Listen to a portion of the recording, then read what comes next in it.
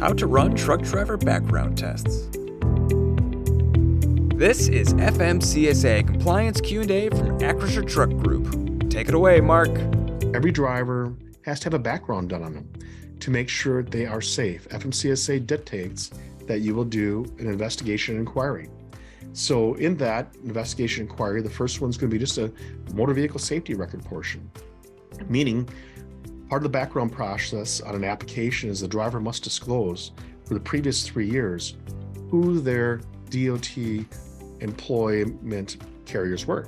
So if they work for a DOT regulated entity in the last 3 years, they have to identify who those employers were. Regardless of DOT or not, they still got to identify their employers in the last 3 years, and actually goes on further for CDL 7 years after those, before those 3 also. So those 3 years previous, you're looking to do an inquiry of any state they've been licensed in. So you'd have to pull a motor vehicle record from each of those states they're licensed in within those 3 years, and look at their safety performance and evaluate, see whether or not they have excessive violations or violations that would concern you as an employer, and making sure, of course, you're not disqualified and they are valid. Another tool with that would be the PSP program. FMCSA has the pre-employment screening program. It is not mandatory, but it is an option there to help verify the application for employment to make sure they fully disclosed all the employers they work for, as well as to be fully aware of what that driver's activities have been, both from a safety perspective and also from a crash perspective for up to the last 5 years.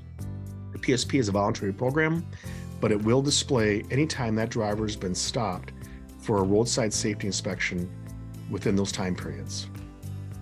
Now, the requirement is once you pull that initial motor vehicle record for that driver, what they're stating here in the portion is you must place that driving record in their DQ file within 30 days.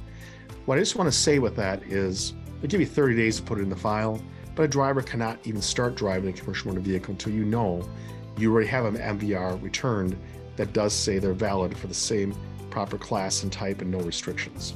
In addition, that very first MVR a company would run for a driver, that one has a retention period of for as long as that driver is employed.